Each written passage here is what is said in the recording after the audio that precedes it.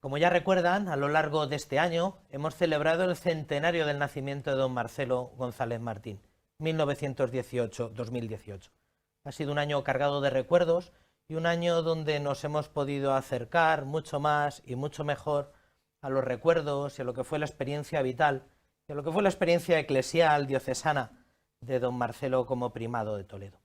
El que ha puesto rostro y voz a esos recuerdos y a todo lo que fueron aquellas décadas de experiencia ha sido su secretario personal, don Santiago Calvo Valencia. Antes de que acabara el año del centenario del nacimiento del cardenal González Martín, teníamos intención de tener a don Santiago Calvo no para hablar de don Marcelo, sino para hablar de don Santiago, del hombre fiel que ha acompañado a don Marcelo a lo largo de todas aquellas décadas. Por eso es un privilegio esta noche contar con la presencia de don Santiago. Don Santiago, buenas noches. Buenas noches. Muchísimas gracias por haber querido estar con nosotros. Hombre, gracias a vosotros que queréis preguntar por mi vida, que tiene poca importancia, pero bueno, No, hombre, ya queréis que preguntar, pues yo os contestaría lo que queráis. por aquello que detrás de, bueno, pues detrás de todos estos recuerdos y de esa figura institucional del secretario personal, pues ¿quién está? En primer lugar, don Santiago, usted nos consta que es de Valladolid. ¿De dónde es? ¿Cuándo nació? Pues yo soy de un pueblo de la provincia de Valladolid, que se llama Cuenca de Campos. Está al norte de la provincia de Valladolid, más cerca de Palencia que de Valladolid, Ajá. lindando ya muy cerca con la provincia de Zamora y la de León. Y nací el año 1938, por lo tanto tengo 80 años. Tiene 80 años.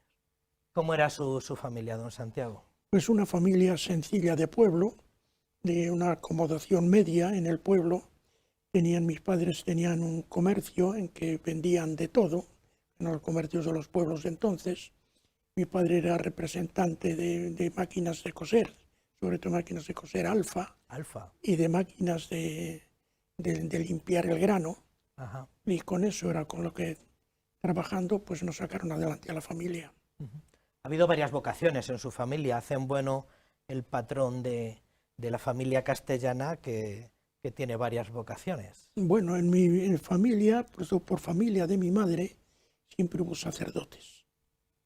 Yo conocí a un primo carnal de mi madre, que fue canónigo en Valladolid, que fue el que más me cuidó y me orientó cuando yo fui al seminario. Y antes, y sobre todo, a un hermano de mi madre, sacerdote que le conocí siempre enfermo, y era un santo. Murió cuando yo tenía 8 años. Caramba. Y le conocí siempre enfermo, sentado en una mesa camilla, con un crucifijo, el rosario, el breviario y la revista Catolicismo. Ajá. Era pues un Jesucristo, la Virgen y las misiones. Y aquello me impresionó. Y murió cuando yo tenía 42 años, yo tenía 8 años. Y esa fue la imagen que más me impresionó a mí del sacerdote. Tuve 2 primos, uno vive todavía, por parte de mi madre, primo segundo, sacerdote, y otro por parte de mi padre, también sacerdote, que murió. ¿Fue toda esta experiencia familiar la que le condujo o la que le fue invitando a entrar en el seminario? Bueno, pues no lo sé, yo creo que sí. Yo desde pequeño pues quise ser monaguillo, nadie me obligó, quise ser monaguillo desde muy pequeño. Yo quise entrar en el seminario, no dejaban, no se podía entrar antes de los 11 años, pero había una escuela preparatoria, yo quise ir a la escuela preparatoria, y en aquello no se arregló, no pudo ser, y fui a los 11 años justos. Por eso, con 11 años que tenía 12 años de carrera, pues terminé a los 23. A los 23. Y tuve que pedir un año de dispensa para poder ordenarme. Sí. Estudió en el Seminario Menor de Valladolid. Estudié en Valladolid el seminario menor y la filosofía. Y la filosofía. Y al terminar filosofía fui a Comillas, a la Universidad de Comillas de arriba de Santander. Comillas estaba en Santander. Sí, Comillas el original. ¿Recuerda coincidir con toledanos? También había toledanos por entonces. Sí, hombre, yo era condiscípulo de don Julio Montero. Ah. Coincidimos a don Julio Montero y en el mismo curso. Y estando yo allí teología fue a hacer la licenciatura en filosofía don Jaime Colomina, Caramba. porque le habían operado de la garganta y no podía hablar, y le aconsejaron que que estuviera un tiempo sin hablar o hablando poco, y como era profesor y trabajaba mucho en los cursillos de cristiandad, pues fue a hacer la licenciatura en filosofía. Recuerdo que nos dio una vez una plática sobre la Virgen impresionante. Don Jaime. Y coincidí también con don Gabino Díaz Merchán, Ah, don Gabino. que siendo ya profesor del seminario de Toledo fue a hacer el doctorado. Entonces le exigían unos títulos o unos puntos, unas asignaturas de curso de doctorado, y le valían las asignaturas secundarias que teníamos en teología. Y recuerdo que en 2 asignaturas, una de misiones y el otro de teología oriental, nos examinamos juntos en el mismo banco. Él en un pico del banco y yo en el otro, como nos ponían, Sí. para que... Aunque don Gabino le saca más de 10 años. No, es que don Gabino había terminado Sí. pues 10 años antes ya, Sí. o 9 años antes, pero iba a hacer el doctorado. Y ¿Cómo recuerda la vida de esas dos experiencias de seminario? La vida de un seminario diocesano como el de Valladolid. ¿Cuántos había en Valladolid? ¿Cuántos seminaristas? pocos, Pocos. porque la diócesis de Valladolid era muy pequeña. Ah, La claro. de Valladolid tenía entonces 92 parroquias y casi 3/4 partes de la provincia pertenecían a otras diócesis. Por ejemplo, mi pueblo pertenecía a León y limitaba con la diócesis de Palencia. Sí. Cerca estaba la diócesis de Zamora, la diócesis de Ávila, la diócesis de Segovia. Y todas esas provincias limítrofes tenían parte de la provincia Tenían arciprestados del sí, territorio actual de Valladolid. sí, sí. ¿Cómo recuerda el seminario, aquel pequeño seminario de Valladolid o los años de comillas, ¿no? Pues yo recuerdo los años de seminario con mucho cariño, con mucho cariño. Eran años de privaciones, eran años con muchas limitaciones en muchas cosas, pero había una ilusión, un entusiasmo. Pasábamos mucho frío en Valladolid con las nieblas, no teníamos calefacción. Pusieron calefacción cuando yo estaba ya en segundo de filosofía. No había agua corriente, teníamos que ir a coger el agua con un cubo, y después y casi no había servicios sanitarios los imprescindibles, no había duchas de agua caliente, solo nos podíamos duchar cuando llegaba el mes de junio, pero bueno, lo veíamos todo como natural y normal, porque en los pueblos tampoco había ni agua caliente ni calefacción. Y eso pues salíamos duros y resistentes como leños. Y después en comillas pues ya era otro ambiente mucho más abierto, con un nivel de estudios mucho más elevado, donde había que estudiar mucho más, con mucha más exigencia, pero tanto en un sitio como en otro, con un ambiente de caridad, de compañerismo, de ilusión, de entusiasmo, que no se nos ponía nada por delante. Y luego gente de toda España. Bueno, en comillas, por eso era universalidad. Sí. Pues fíjate, en mi curso terminamos 63. Creo que éramos de 32, 33 diócesis. Y había algunos extranjeros, había unos brasileños, un portugués, había también en mi curso. Y eso te daba una amplitud de miras de que en tu diócesis pues estabas más cerrado, en tu diócesis, en la capital, sí, en los pueblos, pero allí pues había de Logroño, había muchos vascos, catalanes, de andaluces, extremeños, ya digo, de Toledo, recuerdo había otros que después lo dejaron, unos de seminaristas, algún otro se secularizó, también de Toledo. Y bien, y se hablaba de todo, de Madrid, de Ciudad Real. Bueno. Usted regresa de comillas y vamos a hablar de 3 momentos. ¿Cuándo es la primera vez que usted sabe de la existencia de un sacerdote vallisoletano que se llama Marcelo González?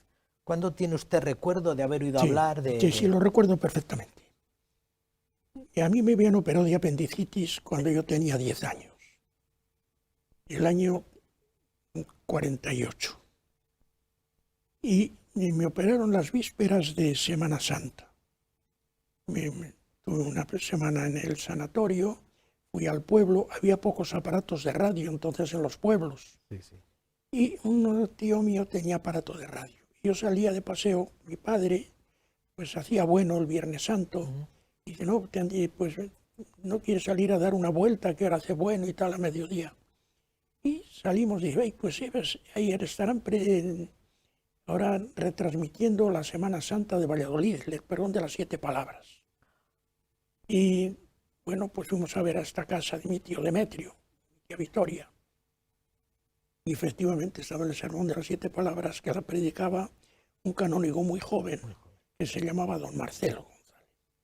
Y allí había otro pariente, no por mi parte, sino por parte de mi tía,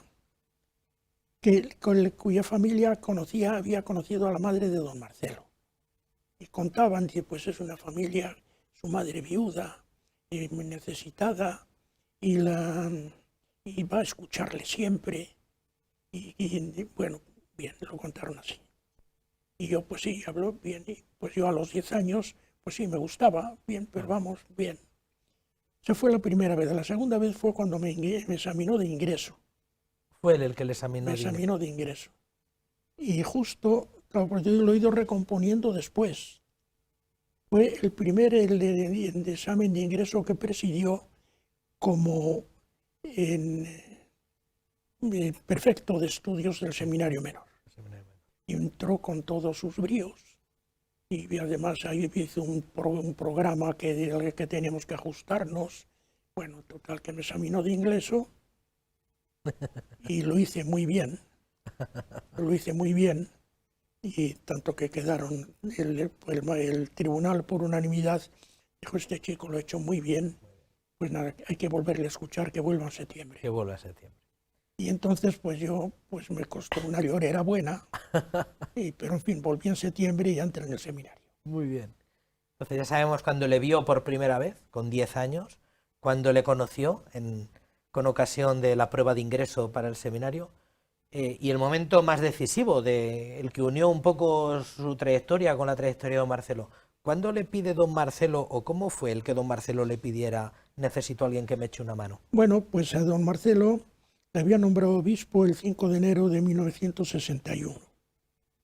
Se hizo público el nombramiento. Yo estaba en el seminario, comillas, en cuarto de teología, un curso muy apretado de estudios porque había que preparar la licenciatura y además allí no andaban con contemplaciones, te zumbaban por menos de nada, había que evitar, había que sacar el curso adelante y lo mejor posible. Se ordenó de obispo, le ordenaron el 5 de marzo y yo me ordenaba de sacerdote el 2 de abril. Dejaron venir a Valladolid los que quisieran de Astorga y de Valladolid. Yo no vine a Valladolid porque tenía pendientes los ejercicios espirituales para ordenarme de sacerdote y la licenciatura. Y nada, yo terminé el curso el 30 de junio, llegué al pueblo, dije la primera misa y fui a ver al vicario general, que era se llama don Modesto Herrero, que era condiscípulo de don Marcelo desde segundo de latín, y habían terminado juntos, fueron juntos a comillas, hicieron juntos la teología, y después los dos hicieron oposiciones a canónigos al mismo tiempo, a dos canonjías distintas, que tomaron posesión con un día de diferencia, con lo que eran muy amigos. Total que don Marcelo le dijo a don Modesto, vicario general, y al señor arzobispo, que quería un sacerdote joven de Valladolid que pudiera ir con él. Y entonces don Modesto dio mi nombre. Y yo fui a ver a don Modesto porque decirle, ya estoy aquí, ya he terminado, estoy a su disposición y tal. Y me dijo, como te has ordenado muy joven, si se necesita algún sacerdote para ir a suplir a otro este verano, tendremos que echar mano de ti, porque es el primero que hay que coger. pues haga conmigo lo que quiera, que lo mismo me da cuando quiera y tal.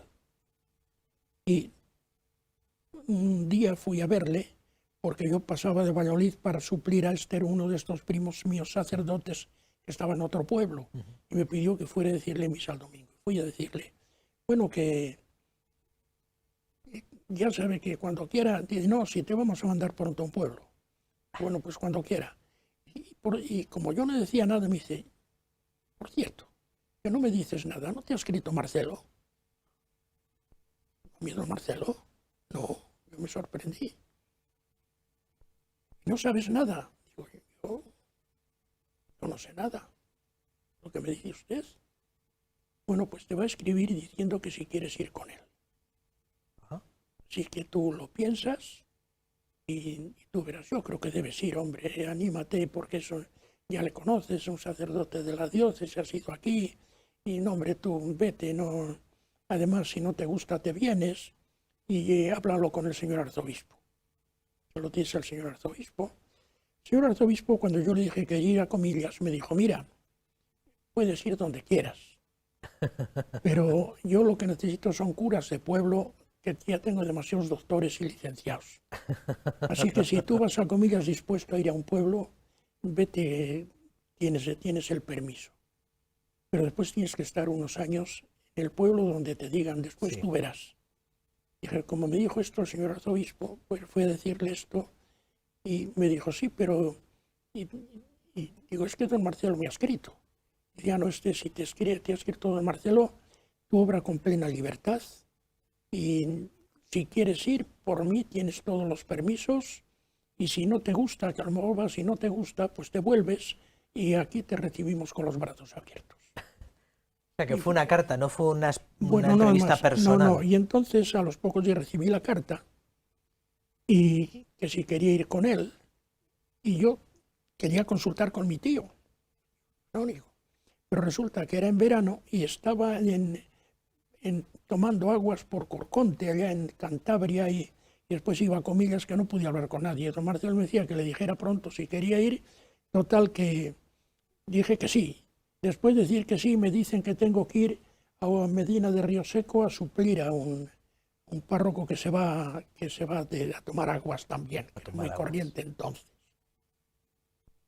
Y por un lado, yo fui a la parroquia esta, Medina de Río Seco, y por el otro lado, don Marcelo me dijo que fuera cuanto antes. Yo iba, don Modesto, que mire, don Marcelo, no, ahora que se espere, que tienes que estar ahí todo el mes. Pues bien, si a mí lo mismo me da, pero bueno. Fui a aquel pueblo, a aquella ciudad, porque es la ciudad de los almirantes de Castilla, sí. Con unas iglesias como catedrales. Y fui allí, pero resulta que había dos párrocos.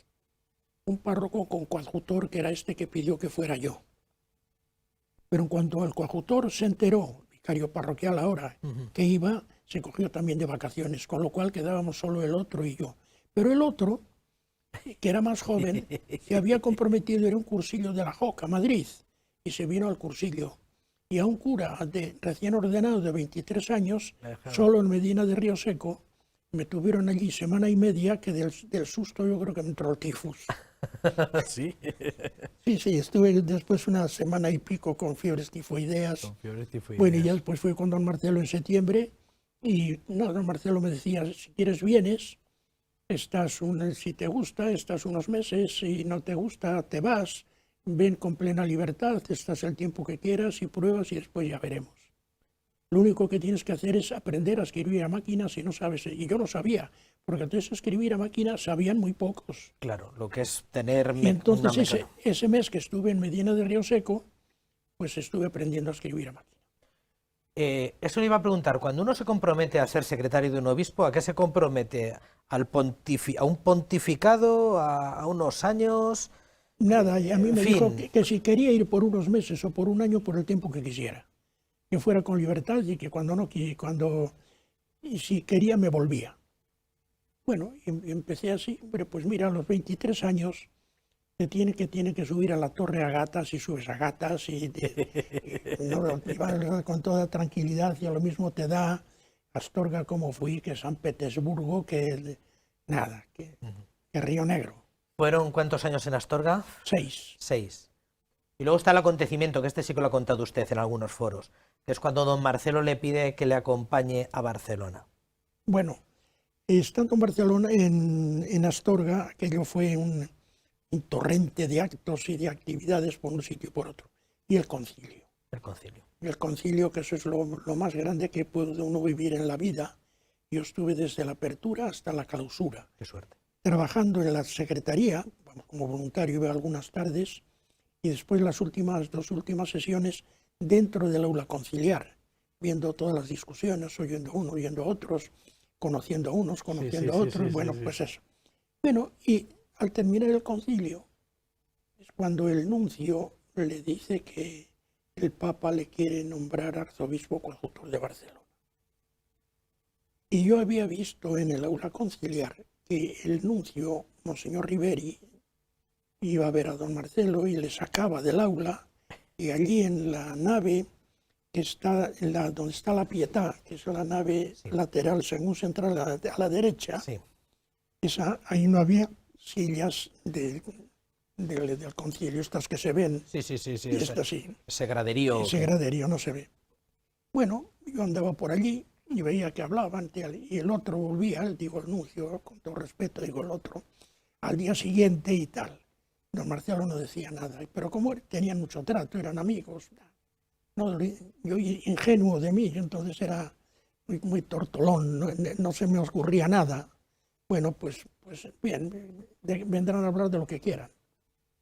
Pero unos meses después, ya aquello, yo veía que don Marcelo estaba muy serio, y es cuando le dicen que hay que a Barcelona. Y él había estado, lo cuento después, resistiéndose. Bueno, total que en una reunión en Madrid, pues, por cierto, le había encargado que le hiciera un discurso sobre Santa Teresa, patrona de los escritores españoles, porque el Papa había nombrado patrona de los escritores españoles a Santa Teresa. Sí. Iban a tener un acto en el que iban a hablar en Dámaso Alonso, Menéndez Pidal, otros, o sea, primerísimas figuras. Y le pide al nuncio que le haga el discurso que va a leer él. Bueno, entonces al ir a Madrid a esta reunión, ya se le lleva, y me dice, llama a la nunciatura a ver que cuándo puedo ir a llevarle el discurso. El secretario espera un poco y tal, dice, que dice el señor nuncio que donde tiene la reunión, que irá a verle él al señor obispo. Bueno, tenían la reunión en un colegio que hay en la calle Mayor que había, la calle Caballero de Gracia ya no existe, el colegio, bueno, y estuvieron hablando más de media hora, y yo notaba que don Marcelo estaba más contento. Bien, pero no sabía por qué. Bueno. Y total que era en febrero, y yo no había ido a ver a mis padres por Navidad. Había sido el cumpleaños de mi padre, mi madre había caído enferma, y me dijo, mira, si quieres ahora, según vamos para Astorga, paramos en Valladolid, tú vas a ver unos días a tus padres, yo estoy en Valladolid, pues cuando vuelvas, pues de 3 o 4 días, pues seguimos para Astorga. Pues muy bien. Llegamos a Valladolid, yo salí a dar una vuelta para ver a mis compañeros, a ver a unos y a otros, y me dice, ¿has avisado a tus padres? Digo, sí, que voy esta tarde en el coche de línea. Y no vas a poder ir, porque me ha llamado el nuncio que vuelva rápidamente a Madrid. Y no digas a nadie que estoy en Madrid. Así que me hospede en la nunciatura sin que se entere nadie, y tú a ver cómo te defiendes. Y a ver, bueno, pues me defendí como pude. Al día siguiente, cuando fuimos a recogerle el chofer y yo a la nunciatura, salía con una cara de funeral. Una cara de funeral, si se acuerdan, un poco con las gafas negras, la teja, la bufanda cruzada, a las 10 de la mañana. Y baja, buenos días. El chofer allá, buenos días, señor obispo, buenos días. Sube en el coche a la derecha y me pongo a la izquierda, a Valladolid. Y al llegar al río Bernesga, que justo está en el kilómetro 98, que es la mitad de camino entre Madrid y Valladolid, dice al chofer, aparque aquí. Pero sí, aparque aquí. Y el chofer aparca aquí, baje mi Santiago, tú baja del coche. Yo dije, bueno, a ver aquí qué ha pasado. Y cuando llegamos allá a unos 40 o 50 metros, así expresivo, dice, ya no aguanto más. Yo dije, bueno, pero si yo no he hecho nada. Y dice, mira, te voy a contar una cosa, que es secreto de Santo Oficio, que no puedes hablar con nadie, pero te la cuento porque quiero pedirte una cosa. Él me contó que se había estado oponiendo, que dijo que no lo iban a recibir en Barcelona porque era castellano, que lo sabía perfectamente porque había hablado mucho con el obispo de Gerona, que había sido auxiliar de Barcelona, Monseñor Jubany, que eran compañeros de estudios de comillas.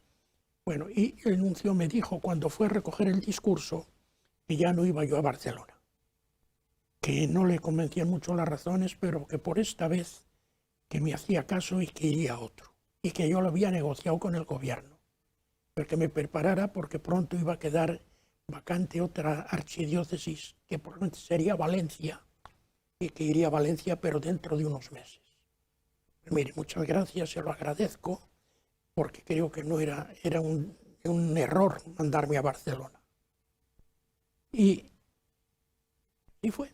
Y dice, pero después de haberlo acordado con el gobierno, él mandó todo el expediente a Roma y el Papa lo vio y dijo, no, por esta vez no se nombra al primero de la terna.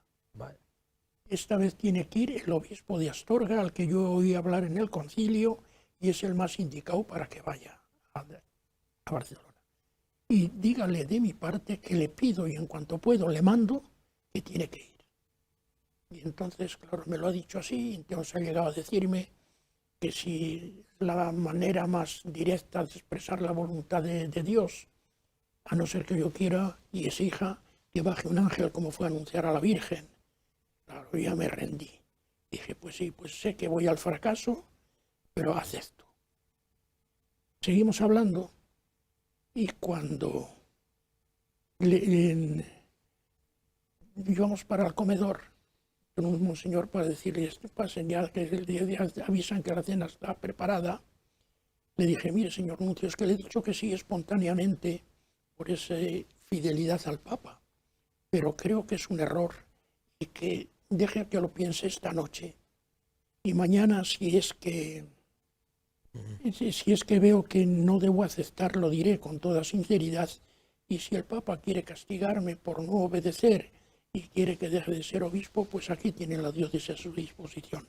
Si digo que sí, no hay problema, si no, ya no puede hacerlo. Porque cuando usted dijo que sí, me he dado cuenta que uno de los secretarios que estaba allí salió a poner un telegrama cifrado, y ese telegrama con su aceptación está ya sobre la mesa del Papa. Si ahora usted dice que no, eso ya es una rebelión, es muy, muy grave. Y dijo, pues mire, hágase la voluntad de Dios y ya está. Y ahora te lo digo porque quiero pedirte un favor. Y tú querrás venir conmigo, te pido por favor que ahora no me dejes. Y yo tenía entonces pues eso, 28, 29 años. Dije, me voy con usted donde quiera, hombre, y si vienen sacudiendo me pongo yo en el medio y repartimos y tocamos a menos. ¿Qué igual de una cosa que tal? Yo voy con usted donde quiera. Y entonces me dio un abrazo, sí, lo recuerdo eso, y me dijo, lo esperaba, muchas gracias. Y bueno, y entonces pero yo entonces estaba dudando, sí, porque fuese una cosa que me ha tirado siempre, estar unos años en la diócesis y después irme capellán castrense, porque me atrae mucho la vida militar, sobre todo haber podido ser capellán de la Legión. Caramba.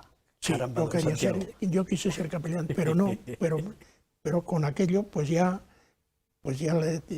bien, y ya fui a Barcelona y allí pues estuvimos otros 6 años y después con unas cosas 2 veces para nombramiento de Toledo, 2 veces, la primera vez se torció por culpa del gobierno que lo impidió, sí.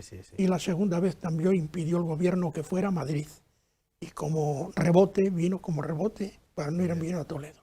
Y aquí pues fue feliz, y aquí fuimos felices, y vamos.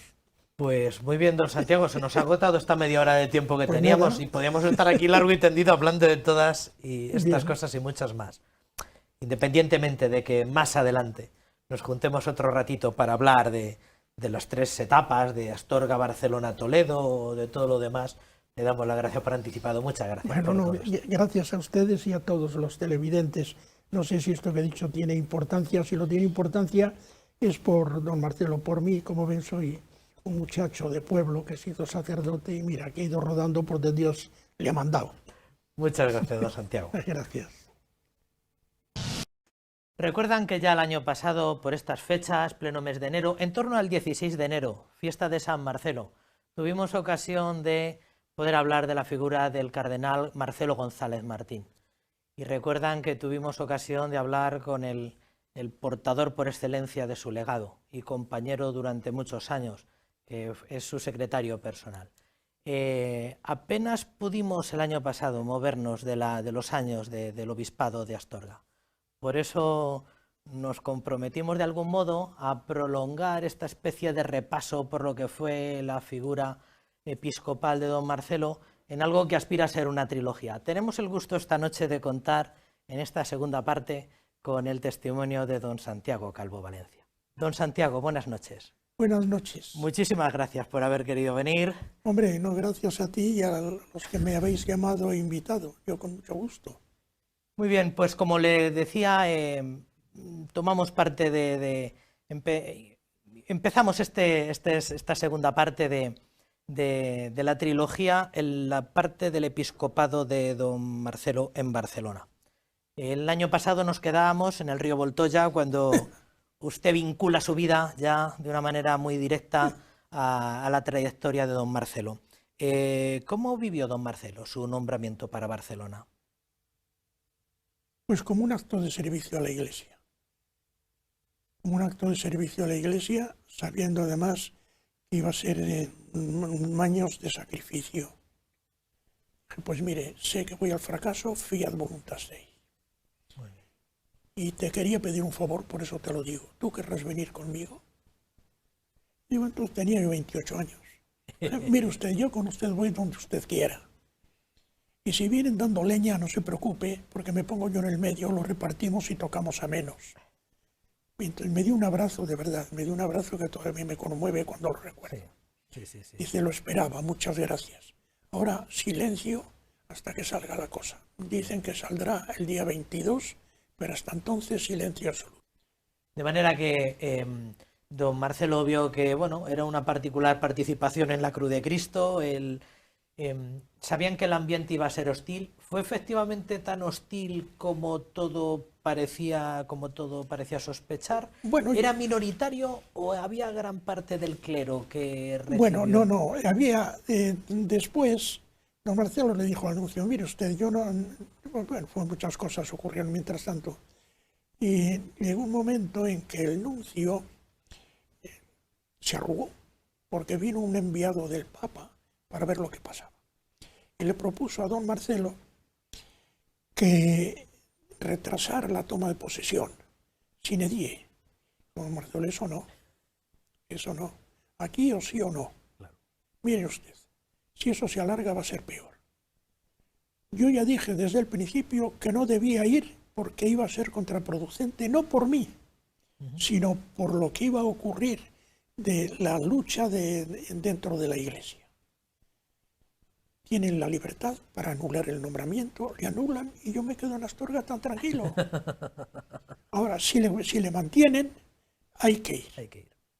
Y podemos hacer una cosa, yo puedo ir, estar allí un año, intento apaciguar aquello lo que pueda y después no se preocupen que estoy dispuesto o a ir a la diócesis que quede vacante más pequeña o volver a Valladolid y hacer los trabajos que estaba haciendo. Y ahí quedó vacante Tarazona. Dijo Tarazona, que mire. Y entonces dijo, no, eso de ninguna manera. Bueno, pues decidan, o pronto o a casa. Y entonces dijo, bueno, entonces vino y había un grupo pequeños, y a lo mejor se nos podemos a calcular, podrían ser lo más un 15% de protestones, pero muy bien organizados. Muy bien organizados, que montaron esa campaña de Volem Bisbes Catalans, y viene impuesto por Franco contra Cataluña. Entonces tenemos que darle los catalanistas, todos contra él, porque viene contra Cataluña. Y como viene impuesto por Franco, todos los demás que estaban contra el régimen de Franco ya en decadencia, comunistas, socialistas, de Esquerra, que después han salido de estos distintos partidos, pues mira, la manera de meternos, de ateos, buscando cartas de migrantes, mujeres de no sé qué, del grupo este, del otro grupo, como viene contra, pues de la manera de tirar contra Franco es contra el obispo que ha nombrado Franco, lo cual era falso. Montaron un muñeco y dijeron todos contra él, pero ese muñeco tenía carne y hueso. Claro. Y se había opuesto a ir porque decía que no le iban a recibir por esto. Bueno, el nuncio dijo, esto no tiene importancia, esto no sé qué, pero cuando vio que el Papa se interesaba, decía, pues esto hay que retrasarlo. Dijo, Marcelo, ahora no, o a casa o a Barcelona, y sea una cosa u otra que sea, con el apoyo y la responsabilidad de ustedes. Fueron 6 años en Barcelona, 5 años y pico. Sí, sí. Que duraron, que parecieron muchísimos más por... Dieron mucho de sí. Dieron mucho de sí por la cantidad de cosas que pasaron. Fueron unos años procelosos en todo, en el ambiente eclesial, en sí, el claro, contexto... porque es que allí iba muy unido. Cuando decían estos, estaban muy unidos, el grupo este que se oponía, y parte de ellos muy unidos, los grupos catalanistas que después han cristalizado en Convergencia y Unión. Los grupos estos separatistas también tiran en Convergencia y Unión y que se han convertido después en Esquerra, con el apoyo más o menos oculto del monasterio de Montserrat y de algunos religiosos, en concreto de los capuchinos. Y claro, pues ahí vino el problema. Y estaban. Dicen también los anales que después de una resistencia y una época, un primer encuentro muy difícil, todo se fue distinguiendo cuando la gente fue viendo con ojos eclesiales cómo se iban cumpliendo ciertos logros pastorales. Claro. ¿Qué era lo que estaba más abandonado que usted recuerda? Usted tenía 28 años de aquella. 28 años cuando el nombramiento, pero estuve 28 a 34 años estuve allí. ¿Qué fue lo que recuerda que encontraron más patas arriba, más abandonado y qué fue lo que...? Bueno, donde estaba el verdadero problema, un problema muy principal, era el seminario. El seminario era un poco el centro del que querían apoderarse estos catalanistas y estos obreristas, porque sabían que si formaban seminaristas a su antojo, pues después tendrían sacerdotes manejables a su antojo. Había habido operarios diocesanos hasta 5 años antes, ya que venían 5 cursos con sacerdotes de la diócesis. Pues cada año deshacían, trituraban psicológicamente al equipo que iban formando y tenían que poner otro. El último fue el último rector, era el sacerdote que tenía más prestigio en toda la diócesis, por su valía intelectual, por su carácter, por su manera de ser, por su catalanidad noble, abierta, pero muy catalán, no le podían decir esto. Don Antonio Briva, y dijo, mire, yo ya no aguanto más, llevo un año y yo no puedo seguir, ya me han triturado a mí y a todo el equipo, ya no puedo seguir. Y entonces el nuncio, siendo arzobispo coadjutor don Marcelo, dijo al arzobispo, doctor Modrego, desde este momento creo que debe delegar en el arzobispo coadjutor la marcha del seminario, con plenos poderes para todo. Y ahí es donde empezó. Entonces el primer trimestre no hubo clase en el seminario y se formó una comisión de sacerdotes de distintas tendencias, de distintos campos y apostolado, para estudiar a fondo el problema del seminario, el problema pastoral, intelectual, de piedad, de formación hacia la gente, de convivencia dentro del seminario, cómo se hacía. Y estuvieron con ponencias muy bien preparadas, muy bien, estuvieron. Y entonces vino la distensión, bien, empezaba poco a poco la distensión. La distensión en la mayoría de la diócesis porque veían que el arzobispo era abierto. Claro. Pero los que veían que se les iba de mano el seminario, pues no estaban tan a gusto. Claro. Llegó el tiempo de nombrar rector del seminario. ¿Y a quién nombraba? Y había un sacerdote en Madrid que iba a volver a la diócesis de Barcelona, porque había sido conciliario nacional de la JOC hacía años y había sido suspendido a divinis en la diócesis de Madrid por el obispo patriarca Hijo Garay, lo cual le daba una categoría un poco así ante los protestones. Claro. Un poco de recelo ante los que no protestaban, pero que veían que era un buen sacerdote, era muy buen sacerdote. Bueno, pero este sacerdote estuvo suspenso a divinis y por el obispo de Madrid, y venía a decir misa a la diócesis de Toledo. E Illescas venía cada día, decía misa, pues ya estaba en Madrid, pero allí no. Le levantaron la suspensión a divinis y después la Comisión Episcopal de Apostolado Seglar le nombró Conciliario Nacional de la Juventud, don Ramón Torrella. En el año 68, cuando se produce la gran crisis de la acción católica, pero ya desde el 67 venían con dificultades, y es cuando cesaban varios conciliarios por estatutos, y la conferencia episcopal, la conferencia episcopal recién nombrada, renueva esos cargos, les releva de los cargos y lo consideran como que es una destitución. Y entonces los que no cesaban por estatutos se unieron a ellos, y entre ellos estaba don Ramón Torrella. O sea que se unió a los de estos. Y entonces yo, pues hombre, pues a este le van a respetar. Bueno, pues sí. Pues al principio la única condición que puso fue que él tenía que darle libertad para escoger equipo de colaboradores. Claro. Bien, pues ahí tienes el equipo de colaboradores.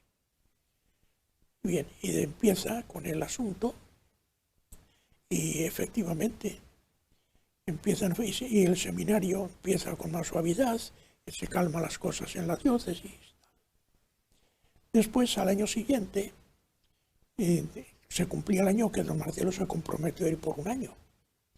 Y el nuncio le dijo, no, usted ahora de arzobispo ya residencial, bueno, pues tiene que seguir por el mismo camino, que este es el verdadero camino para lograr la pacificación y lograr el impulso de la diócesis. Bien, pero yo necesito aquí colaboradores para que no me digan que lo voy a hacer yo solo. Claro. Pues y nombra vicario general a otro sacerdote de Barcelona que estaba en Madrid, un vicedirector, subdirector del Instituto León XIII, don José María Guix, vicario general. Ya a los catalanistas ya no les gustaba tanto porque no era catalanista. Bueno, bien, y don Marcelino, pues ya después, pues yo necesito redistribuir el trabajo y que nombren obispos auxiliares. 4 obispos auxiliares, pide. Y bien, bueno, pues lo dice al nuncio, no sé, déjeme que lo consulte y tal. A los pocos días fue don Marcelo a Roma, otros asuntos, estuvo en la Secretaría de Estado. A Monseñor Benelli, cuando le dijo que pensaba nombrar obispo auxiliar a Torrella, se le abrieron los ojos de alegría. Sí, porque eran muy amigos y valía mucho las cosas, sí. Bueno, y llega, pero cuando le nombran obispo auxiliar de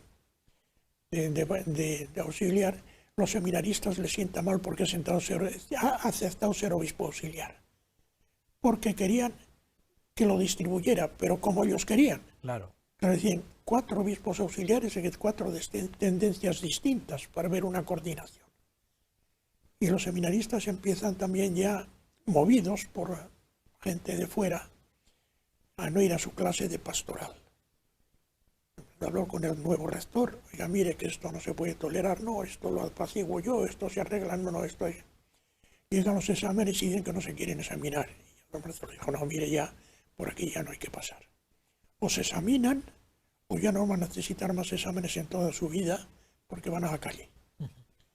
Entonces se examinaron. O sea, que el tema del seminario fue... Bueno, el más duro. El más fue duro el más porque duro de todos los temas pastorales. Empezaron los seminaristas a ir después otra vez a las manifestaciones, a protestas y todo eso, claro. pues todo lo que se había hecho el primer año se vino abajo. Año de muchos cambios pastorales en Barcelona, se implementaron los arciprestazgos. Claro, porque para decir estaba todo como muy unido, con poco coordinación, y eran arciprestazgos, a lo mejor pues con 400.000 habitantes, una cosa así. Claro, esto es demasiado. Había 20 arciprestazgos con esto, y entonces dobló el número de los arciprestazgos, en lugar de 20, 42, para distribuir mejor las funciones, pues para coordinarlos, siete vicarios episcopales. Se crearon vicarías también entonces. 7 vicarios episcopales y un provicario de ayuda de apostolado seglar, con un provicario específico para la acción católica y los nuevos movimientos. Y después un estudio de toda la diócesis en zonas pastorales, hecho por un técnico, un sacerdote técnico en esto, pensando a ver cómo se podían coordinar mejor los distintos sectores de la diócesis, pensando, y así lo dijo, en posibles nuevas diócesis que después se han hecho. Se crearon muchas parroquias en barrios obreros. 52 nuevas parroquias en barrios obreros, muchos colegios en barrios obreros coordinados por el presidente de la FERE y por el obispo auxiliar, uno de los obispos auxiliares, el obispo José Cadmañ, que en unión con la FERE, de haber un plan, que me presente la FERE un plan de proyecto de colegios junto con el colegio de párrocos de Toledo. Una cosa que se pasa un poco por encima, que es que se empezó a promocionar el catalán en aquellos años donde todavía al servicio de la liturgia, fue don Marcelo el que... Bueno, es que esto lo había dicho el concilio, que había que admitir las lenguas autóctonas, eso está en la Constitución de Liturgia. Bueno, pues así se empezó a hacer, sobre todo dirigidos y coordinados por el monasterio de Montserrat. Y don Marcelo hizo un día también, en una de las reuniones, empezó por entonces la reunión de la conferencia episcopal, el grupo de obispos de Cataluña, después lo han llamado ya conferencia episcopal, y esto ya van y han intentado ser conferencia episcopal independiente, no, el grupo de obispos de Cataluña, porque las diócesis de Cataluña estaban todas mirándose en Barcelona. Entonces, había que hacer centros donde se pudieran formar los sacerdotes no solo de Barcelona, sino de toda Cataluña. Pues hizo el Instituto de Estudios Pastorales, donde se venían a formar sacerdotes de Cataluña, la Facultad de Teología, una aspiración que había desde hace no sé cuántos años y que lo logró también en pocos años. Y se me había perdido un poco el hilo, esto de lo del catalán. Sí. Y entonces, en una de estas reuniones, el obispo de Gerona entonces, que era el señor Joan, dijo que es que hay presiones, y yo estoy recibiendo presiones para que lo haga llegar aquí, del Òmnium Cultural, que estaba empezando aquellos años. Ah, caramba. Sí, estaba empezando aquellos años. De por qué la Iglesia no promueve la lengua catalana en la enseñanza. Bueno, sí, se puede promover, se puede hacer, por lo menos, decía él, en la enseñanza de la religión y en las oraciones, como hizo el fomento de piedad, el fomento de pietad que existía y se venía y eso fue. Entonces recuerdo que un día vinieron don Marcelo y el obispo de Gerona, Joan, que después le sucedió en Barcelona, al ver al ministro de Educación, Villar Palasí, y efectivamente en la ley de educación introdujeron que había que introducir el respeto o la promoción de las lenguas autóctonas en esta ley que se hizo hacia el año 69-70. Nos estamos quedando casi sin tiempo. ¿Es usted tan prolijo en detalles, don Santiago? Bueno, es que hay que explicar que si no, no se Sí, entiende el ambiente. Vamos prácticamente a su salida de Barcelona y su promoción su nombramiento para Toledo. Y existen varias leyendas. Los anales igual son un poco confusos en todo esto. ¿Es cierto, don Santiago, hasta donde usted sabe, que había un plan de la Santa Sede para que Tarancón fuera directamente a Madrid? Y por otra parte, ¿es verdad que don Marcelo se vio a las puertas de Madrid y fue Dadaglio el que frenó su llegada a Madrid? ¿Y es cierto lo que cuentan algunas leyendas, que don Marcelo nunca perdonó a Dadaglio que frenara su entrada a Madrid y que fuese nombrado para Toledo? ¿Qué es cierto en todo aquel...? Eso, como dice la gente de los pueblos, es una trola. Es una trola. Y dicho así, totalmente mentira, eso es mentira. También puedo explicar un poco el proceso. Sí, sí. Porque si no se explica el proceso no se entiende. No, efectivamente. Bueno, don Marcelo seguía insistiendo, como la gente, estos grupos seguían insistiendo en la Nunciatura, lograron meterse en la Nunciatura. Si hubiera tiempo, me metería en ello. Siguieron metiéndose en la Secretaría de Estado, sobre todo cuando cambiaron las personas de la Nunciatura, cambió el nuncio y cambió el nuevo secretario de Estado, y entró Monseñor Benelli, que tenía muchos amigos de estos protestones en España y que le iban con muchas cosas. Incluso el abad de general de los benedictinos, que había sido abad de Montserrat, era amigo del Papa Pablo VI, y fue allí con las quejas a Pablo VI, que le paró. Pablo VI siempre fue atentísimo con don Marcelo. Don Marcelo siempre veneró, más que querer y admirar, veneró a Pablo VI. Bueno, pues seguían urdiendo las cosas.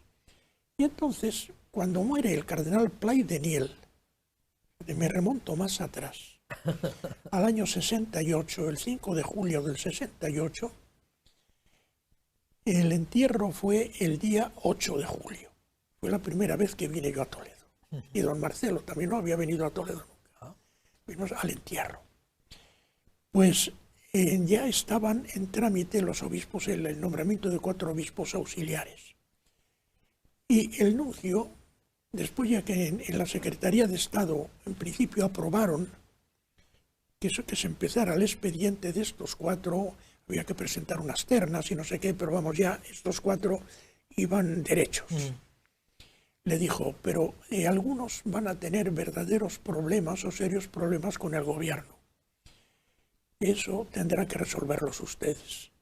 Si usted lo resuelve, podemos seguir. Si no lo resuelve, desde luego ahí no se debe meter la nunciatura, porque ya sabe que en nombramientos de obispos auxiliares, por el concordato no tiene que intervenir el gobierno. Pero si no interviene, los toma con recelo, como para que después que les vamos a promocionar a obispos residenciales. Y por eso tiene que vencer las dificultades. Y hay dificultades en algunos. Bueno, el señor Capmany no tenía dificultades por parte del gobierno. Lo iba a tener por parte de los catalanistas. Vale. Por esto sí, iba a tener problemas. Pero bueno, el señor Guix, bueno, le soportaban bien. No le tenían por catalanista. Además, ya está muchos años en Madrid colaborando con el cardenal Herrera Goría. A los otros 2, don Ramón Torrella, le tenían enfilado. Le tenían enfilado por lo de la calle suspensión a divinis. Sí. Y después porque había renunciado a ser conciliario de Acción Católica, uniéndose a los otros conciliarios. Bueno. Y a don Ramón Daumal, que era un santo varón, un párroco admirable, pero muy catalán. Como uno de La Mancha puede ser muy manchego o muy toledano, y uno de la Sagra puede querer mucho a su pueblo y la historia de Toledo. Ya está. Y no tenía más, pero sí, verdaderamente así era, pero buenísimo. Bueno, pues estuvo don Marcelo con el Ministerio de Asuntos Exteriores, con el Ministerio de Justicia, para arriba, para abajo, que son muy buenos, que no sé qué, que no hay peligro. Bueno, vence ya lo de Torrella. Pero el otro santísimo varón, que era buenísima persona, don Ramón Daumal, pues que se encasquilló y era el que si era un bendito, era buenísimo. Bueno, pero ya por fin, he contado estos días del cardenal, de la muerte y entierro del cardenal Pla, porque el día 8 de julio por la mañana, que era sábado, Fuimos a... No era sábado, pero fuimos al ministerio. Y al salir, dice, don Marcelo está hablando con José María Moro, que era el que llevaba, el funcionario del ministerio que llevaba estos asuntos de los obispos. Y ya está superado lo de Daumal. Ya lo de Daumal, ya le he convencido, sí, que nada, que pasará, que ya está arreglado. Viene por la tarde al entierro del cardenal Pla. Y el nuncio le dice, señor nuncio, ha arreglado el asunto. Y el nuncio, después del entierro hablaremos. Los obispos se revistieron en la actual biblioteca del señor arzobispo. Allí es donde dejaron los ornamentos y de allí salían revestidos con sus ornamentos de mitra para recoger el cadáver del cardenal Pla en la capilla de la Inmaculada y hasta la catedral.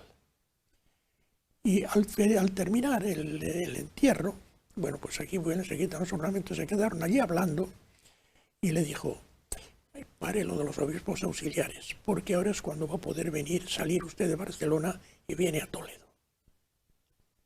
Claro. Que después lo de los obispos auxiliares se dejan, porque si usted sale, todo eso va a quedar parado para el nuevo arzobispo.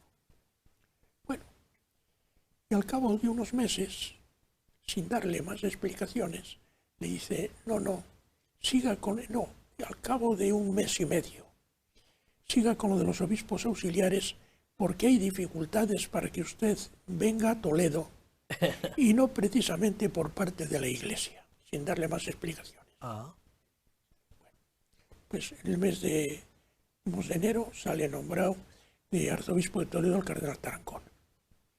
Don Marcelo sigue en Barcelona con gran enfado de los catalanistas que se conoce, bueno, que estaban esperando que saliera. Pues don Marcelo, pues tendrá que seguir aquí. Seguimos allí y viene después, el año 71, fallece, cae muy enfermo don Casimiro Morcillo, arzobispo de Madrid. Y es cuando esto sí que lo voy a leer, porque esto es interesante. El nuncio, delante de, bueno, seguían las protestas y seguían las cosas. Y muere el cardenal, muere don Casimiro, y delante del cadáver de don Casimiro, bueno, no delante, estaba en una habitación aquí, pues en la habitación de al lado, el nuncio le dice a don Marcelo, ahora es el momento que usted sale de Barcelona. Ya lo tengo hablado con el Santo Padre y está de acuerdo en que usted venga a Madrid. Y ahora solamente tenemos que hacer los trámites, pero por parte de la Santa Sede, del Santo Padre en persona, quiere que usted venga a Madrid. Don Marcelo no le hizo mucha gracia. Claro, porque salir de Barcelona, donde voy a jaleos, a venir a Madrid, y me dijo a mí, dice, fíjate, ahora me dice esto, es salir de tormenta y meterme en nublado. Claro.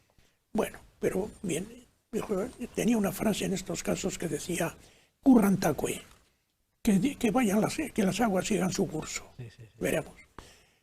El 30 de mayo.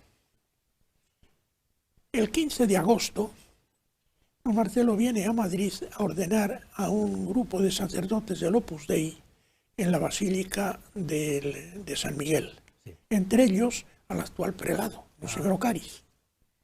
Bueno, ya cuando termina la ordenación, el Conciliario Nacional los vicarios, no sé cómo se llamaba entonces, del Opus Dei en España, don Florencio Sánchez Bella, en el coche donde le habían llevado a él y a mí, al entrar en el coche, bueno, don Marcelo, muy bien, toda la ceremonia preciosa, muy bien, todas cosas así. Le voy a decir una cosa muy confidencial de parte de mi hermano. Tenía un hermano, Sánchez Bella, que era, no me acuerdo cómo se llamaba, que era ministro de Información y Turismo. Me ha dicho mi hermano que en el último Consejo de Ministros el viernes, que el año el día 15 cayó un domingo, que Florencio y el hermano ministro se llamaba Alfredo Sánchez Bella, que ya han dado el gobierno el placer para que venga usted de arzobispo a Toledo. Yo, que lo hablaban atrás en el coche, yo iba adelante, no necesitaba poner el oído, porque es que lo oía sin querer. Sí, sí, sí, sí. Dice, pues, y don Marcelo le dijo, a Toledo. Sí, me ha dicho a Toledo expresamente, y además me ha insistido que a ningún otro sitio. Y bueno, don Marcelo, bien, muchas gracias, Currantacue. Correcto. Bueno, vamos, comimos, tal. Al llegar al hotel, me dice don Marcelo, oye, ¿oíste lo que me dijo don Florencio al subir en el coche? Digo, pues sí. ¿Y te parece digno eso? Que un arzobispo se entere que le van a cambiar de diócesis por parte del gobierno y por una tercera persona. Hombre, esto a mí me parece que había que hacerlo de otra manera, porque el nuncio me habló en mayo, no me he vuelto a decir una palabra y ahora me entero de esta manera. Ha sido mejor que me entere, pero vamos, que esto está ya en la calle Sí. y el que no se entera soy yo, tengo que enterarme por parte. Llegamos a noviembre. Hay una reunión de la comisión permanente para preparar la comisión plenaria que iba a ser la reunión que iba a ser a la semana siguiente. Y le dice el nuncio, bueno, mire, señor arzobispo, tengo que comunicarle que el Santo Padre se ha dignado nombrarle arzobispo de Toledo, pero para eso necesita antes su consentimiento. Se lo dijo en la sede de la conferencia episcopal y le dijo don Marcelo, así un poco seco, bien, muchas gracias, lo pensaré y le contestaré por escrito. Y llegamos al sitio donde se hospedaba, al colegio de las Teresianas, y escribí una carta, yo la copié, me dijo, mira, al día siguiente llévala al nuncio y la entregas en mano al secretario. Pide que baje el secretario y se la entregas en mano.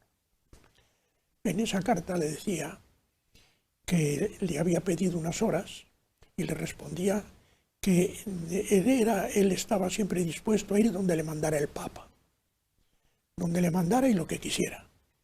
Pero tenía que hacer una observación. Si era el Papa quien le mandaba, o la Santa Sede, expresando la voluntad del Papa que le mandaba, que no estaba dispuesto a ir a un sitio a otro a voluntad del gobierno.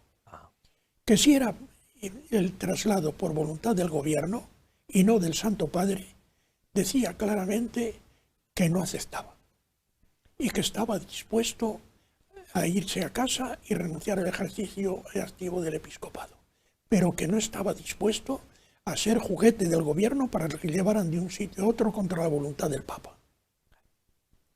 Bueno, el nuncio mandó esa carta inmediatamente a Roma. A la semana siguiente, don Marcelo no asistió a la conferencia episcopal y fue a una reunión de la Congregación de la Fe, de la que era miembro.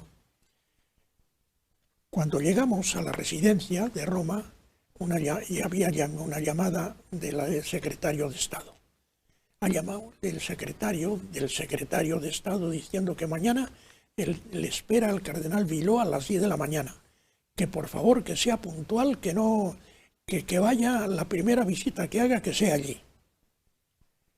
Nadie había pedido audiencia. Entonces le recibe el secretario de Estado, mire, el Santo Padre le nombra y tal, y lo mismo.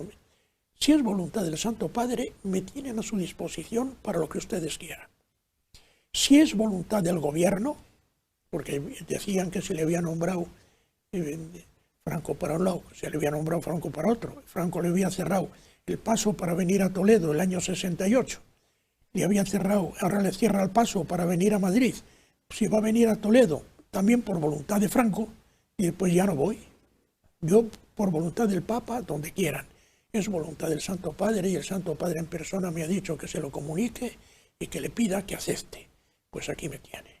Muy y así bien. Fue el nombramiento. Pero después aparece una carta cuando don Marcelo llega a los 75 años y presenta la jubilación al Papa. Un periodista, Santiago Martín, sacerdote, escribía en ABC, dice que se ha cumplido ya la voluntad del Papa, que era tener a Tarancón en Madrid, y que para eso le saca de Toledo y manda a Toledo a don Marcelo, para que se cumpla la voluntad del Papa.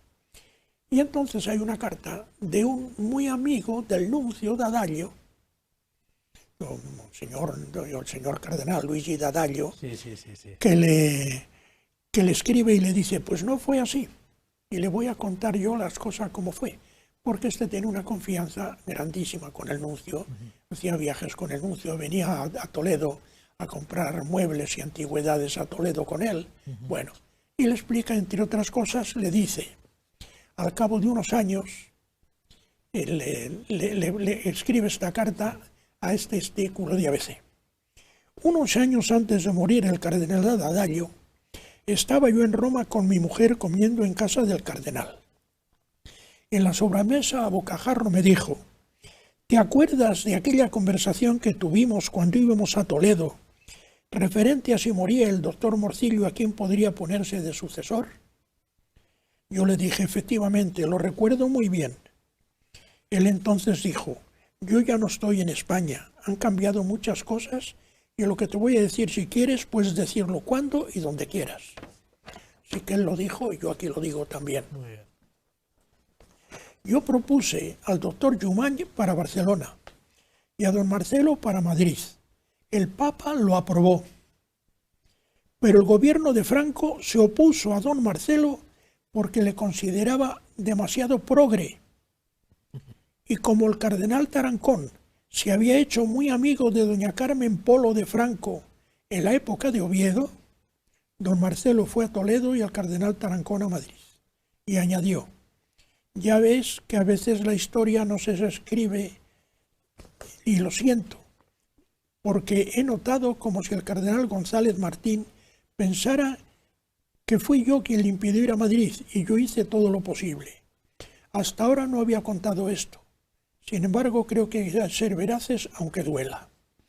Yo comentando esta carta dije que hacía dos comentarios. Una, que por qué el gobierno de Franco consideraba a don Marcelo demasiado progre. Y otra, que daba la impresión de que don Marcelo le culpaba a él de no haber ido a Madrid. Y digo que don Marcelo se quedó muy feliz sin ir a Madrid porque no lo quería.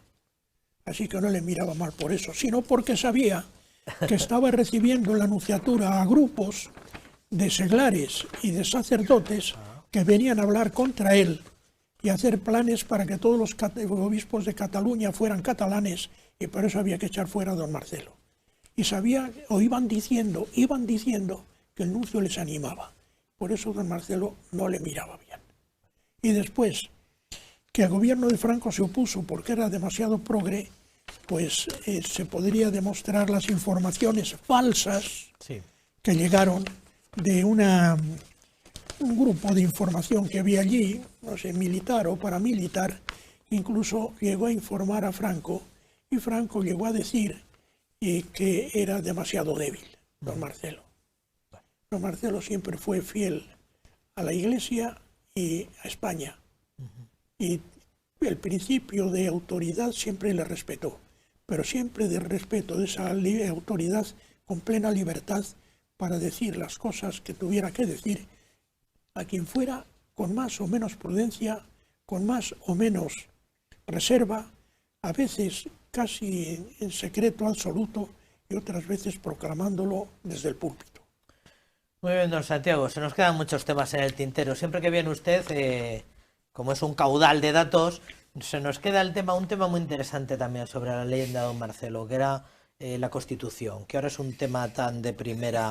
Yo creo que lo vamos a tener que aplazar para otra cita. Muchísimas gracias, don Santiago, por todos estos testimonios tan de primera mano.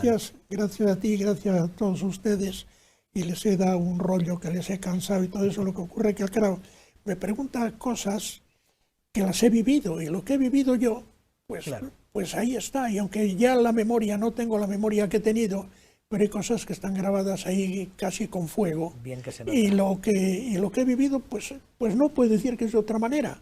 A lo mejor no puedo decir todavía muchas cosas, o no debo decir todavía muchas cosas, porque aunque tengo libertad para decirlas, claro, la libertad que me dio don Marcelo cuando entregó el archivo a la catedral, que yo podría consultar y decir lo que me parecía prudente, pero creo que por prudencia hay cosas que no debo decir todavía. Bueno, no ponemos límites a la providencia y nos vemos en próximas citas. Muchísimas gracias, don Bueno, Santiago. bien, por mí cuando queráis. Recuerdan que hace un par de años y de una manera un poco providencial comenzamos una especie de ciclo que garantizaría que a lo largo de los meses de enero íbamos a dedicar una sesión monográfica o una entrevista a hablar de la figura, del recuerdo y de todo lo que ha sido pues la aportación de don Marcelo a la diócesis de Toledo. Hace dos años comenzamos con don Marcelo en su etapa de Astorga, su consagración episcopal y sus primeros años de obispo, por allí por León. El año pasado ya dedicamos una sesión a hablar de los años de Barcelona, de los desconocidos, no del todo, no suficientemente conocidos años de pontificado en Barcelona. Y este año nos toca hablar de la incorporación de don Marcelo a Toledo. Coincide además que este año se celebra el 50 aniversario de la llegada de don Marcelo aquí a la sede de San Ildefonso. Fue como este año 2022, también cayó en domingo y bueno, pues parece una buena ocasión para hablar de todo esto. Lo haremos de mano, como siempre, del que guarda celosamente los secretos, los recuerdos y las vivencias de primera mano de todos aquellos años y de todas aquellas vivencias, que es don Santiago Calvo Valencia, secretario personal de don Marcelo. Don Santiago, buenas noches. Con permiso. Por supuesto, don Santiago. Buenas noches, buenas noches. Muchísimas gracias por haber querido venir un año más a hablar de los recuerdos de hace 50 años, de cómo llega don Marcelo a Toledo. Bueno, gracias. En primer lugar, don Santiago, ¿cómo fue la llegada de don Marcelo? Pero sobre todo, ¿cómo vivió don Marcelo aquellos años, aquellos momentos? ¿Con preocupación? ¿Se sintió liberado de lo que había sido Barcelona durante aquellos pequeños años? ¿Se sintió satisfecho por llegar a Toledo? ¿Cómo lo vivió don Marcelo? Pues lo vivió con estas tres cosas: con satisfacción, con ilusión, sintiéndose liberado y también preocupado. Ajá. Porque en Toledo se iba a encontrar, pues fíjate, con la historia de unos cardenales de una valía y de una influencia inmensa en la vida de la historia de la Iglesia y de España. Y con una circunstancia especial. Cada nombramiento de obispos tiene unas circunstancias que unos lo dirán y otros no lo dirán, o no tienen cosas tan concretas. Don Marcelo fue a Barcelona por mandato del Papa. Sabía que no le iban a recibir por ser castellano. Estuvo allí 6 años trabajando hasta agotar de todas las fuerzas que tenía entonces al servicio de la Iglesia, pero el Papa quería sacarle de Barcelona. Y en mayo murió el arzobispo de Madrid, don Casimiro Morcillo, y el nuncio, Monseñor Dadallo, le dijo que ya estaba todo arreglado porque había estado un mes pues en estado muy grave, que no tenía solución, y que para que viniera a Toledo, que yo lo había con el Papa y que el Papa quería que viniera a Madrid. A Madrid. Que el Papa quería que viniera a Madrid.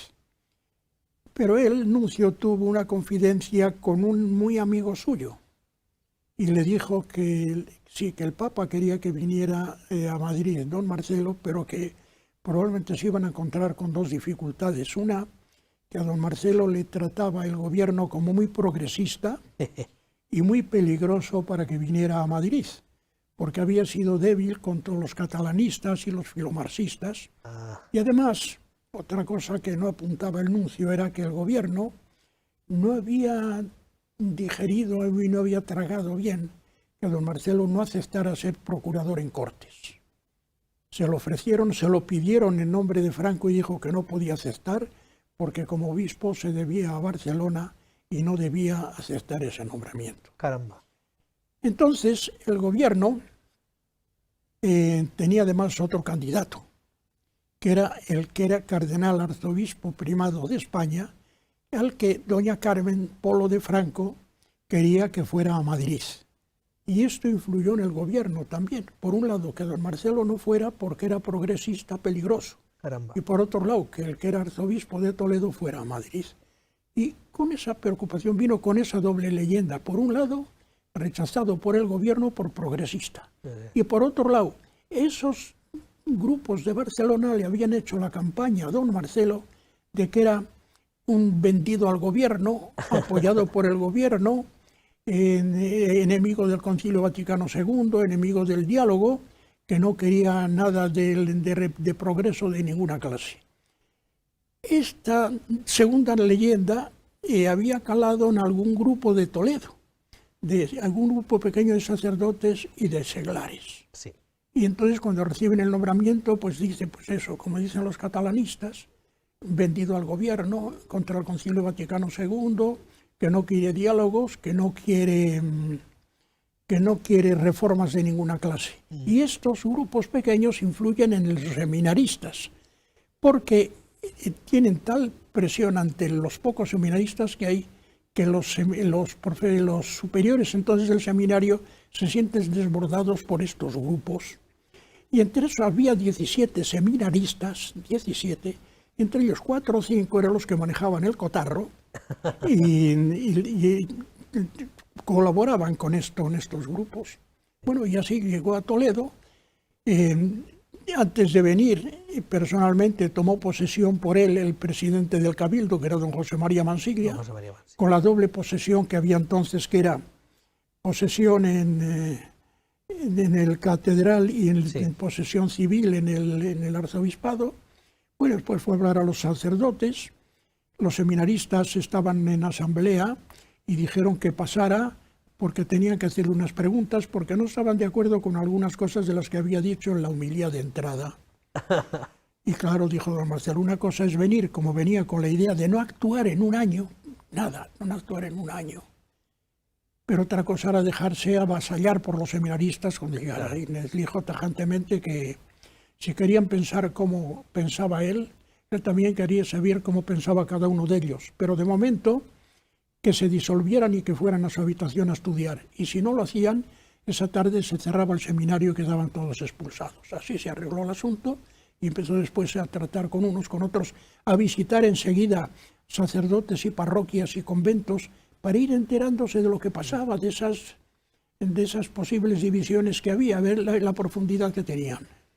Pero antes de eso, hace poco hablando con don Jesús Pulido acerca de su incorporación a Coria Cáceres, le preguntaba, bueno, ¿qué vas sabiendo de Coria? Y dijo, bueno, pues viene un comité de allí, viene un grupo, el consejo de representantes del presbiterio, y quedamos en Madrid para tener reuniones previas para que tenga un conocimiento un poco más sobre el terreno. ¿Recuerda algo de reuniones previas? Sí, hombre, citó don Marcelo en Madrid, le había recibido felicitaciones del arzobispado, le había quedado como encargado, como vicario capitular, don Jaime Colomina, el secretario estaba don Antonio, pues había un don Aquilino que tenía las llaves del arzobispado, y una comisión y el cabildo, y entonces citó a los dos. Y las dos comisiones pidieron ser recibidas por separado. Entonces recibió a otra comisión, y vio que había unas relaciones entre arzobispado y cabildo, unas relaciones francamente mejorables. Sí. Le visitaron también las primeras autoridades de Toledo y vio que, los informes que había recibido por escrito y eso, pues, que se reflejaba que pasaba algo. Y se puso como norma, pues eso, venir a cumplir la norma que le había dado el Papa Pablo VI para Barcelona, paciencia y doctrina. Escuchar, dialogar con unos y con otros personalmente, rezar, observar y dejar que pasara el tiempo. Y observando como que no se daba cuenta de las cosas.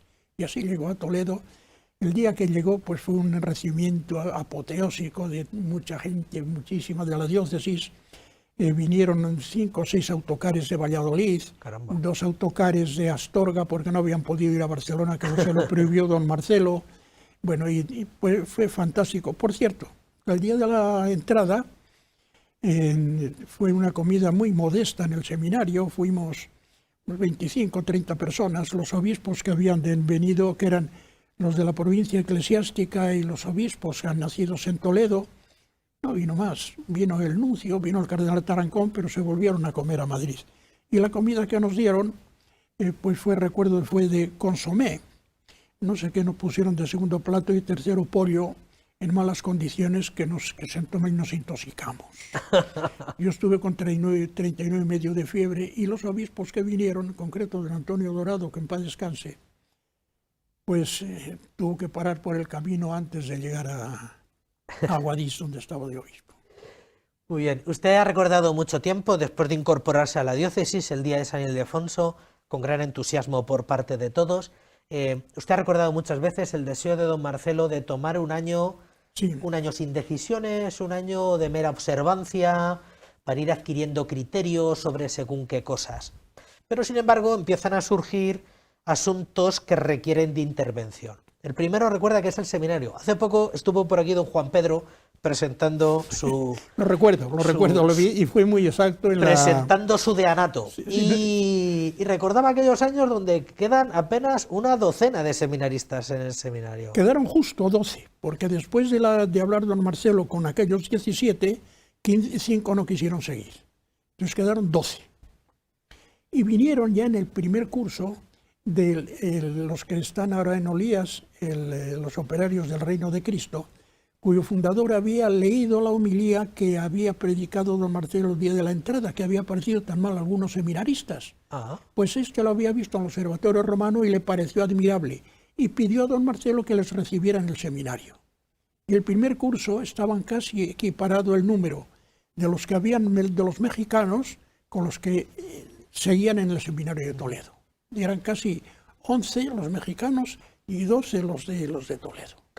Y nos recordaba Juan Pedro, y usted probablemente tenga un recuerdo un poco más exacto, que él se entrevistó con todos los seminaristas, con formadores y con gente que don Marcelo consideraba que tenía buen criterio. Incluso les pidió como una especie de recensión por escrito de cómo veían el panorama. ¿Qué hay de cierto en todo eso?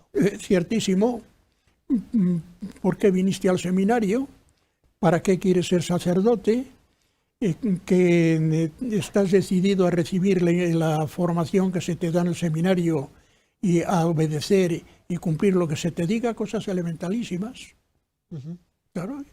Ya para el año que viene, si Dios quiere y nos da salud, hablaremos de un seminario nuevo y libre. Sí, porque al año siguiente fue la pastoral famosa de un seminario nuevo y libre que se extendió por todo el mundo. Sí, y que tiene momentos encomiables, o sea, tiene citas que tú las lees y son de plena actualidad. Bueno, pues no, pero un momento, sobre esto el seminario enseguida empezó a remontar. Sí.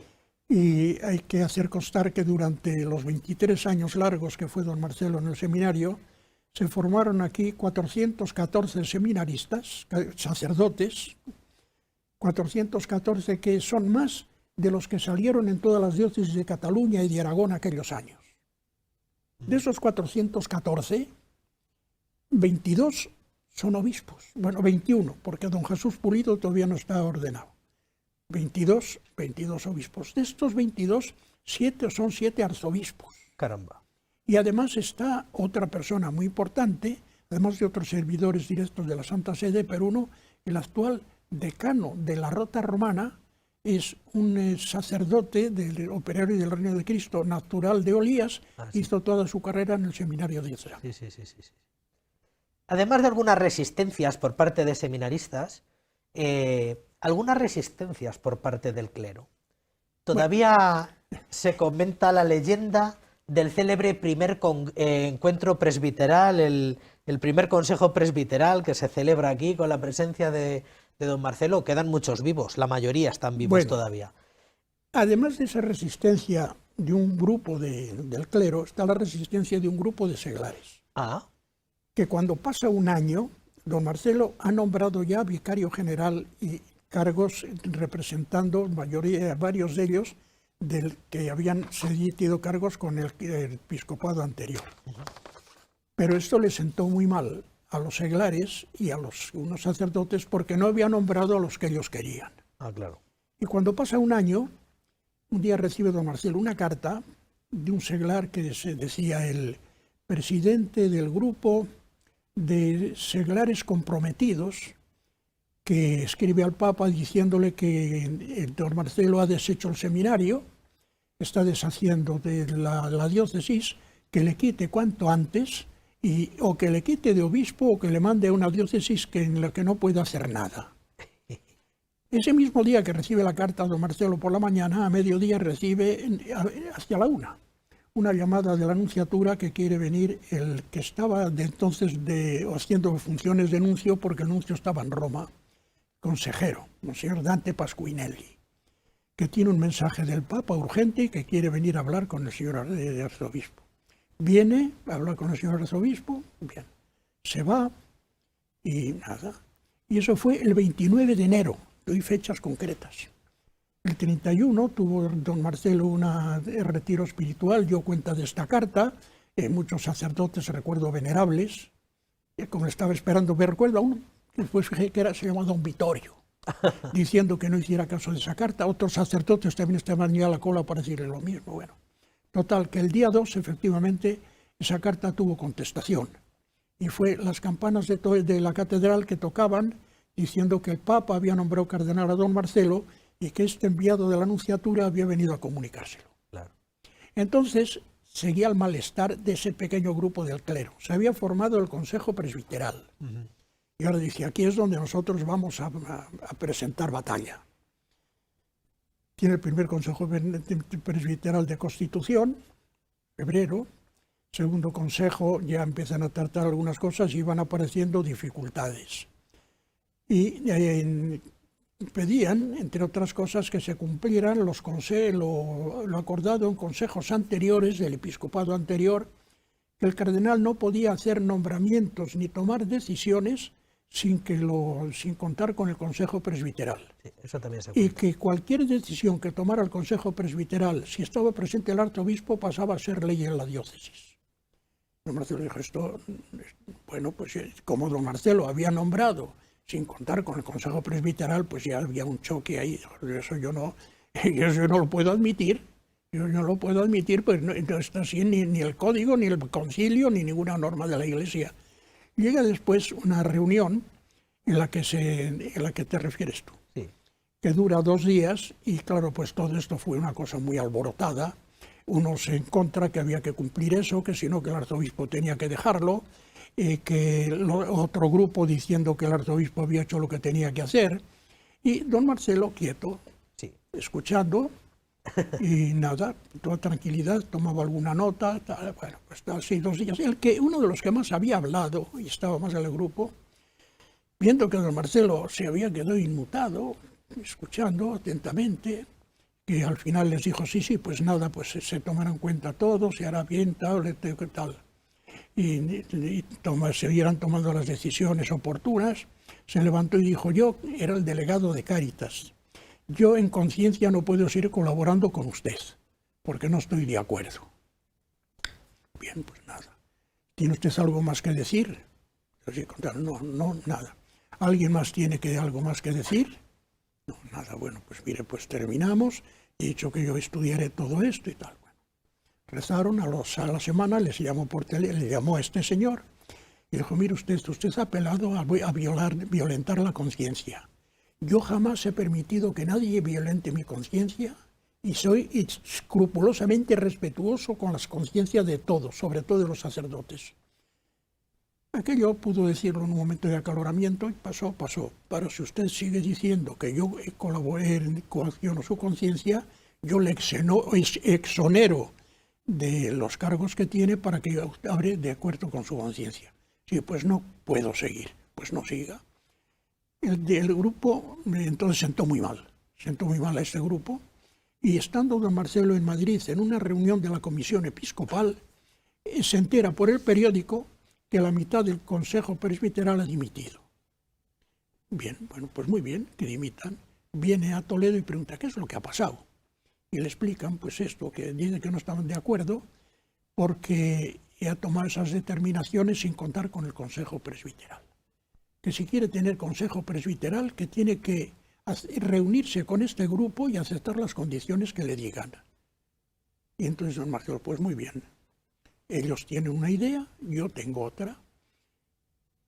Hoy, ahora dentro de una hora, les daré una carta, le dijo al secretario don Antonio, cite a todos los sacerdotes de esos distritos que han quedado sin consejeros, que vuelvan a elegir consejero.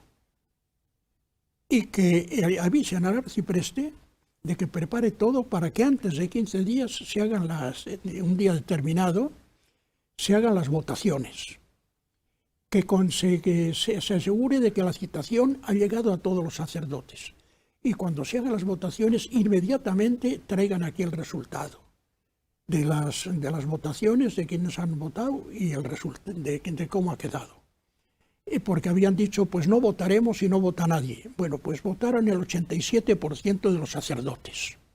Con lo cual, refrendaban lo que había dicho el señor arzobispo. Y aquel grupo se deshizo, algunos se fueron a otras diócesis, otros se secularizaron y la mayoría pues siguieron trabajando con mucha eficacia aquí.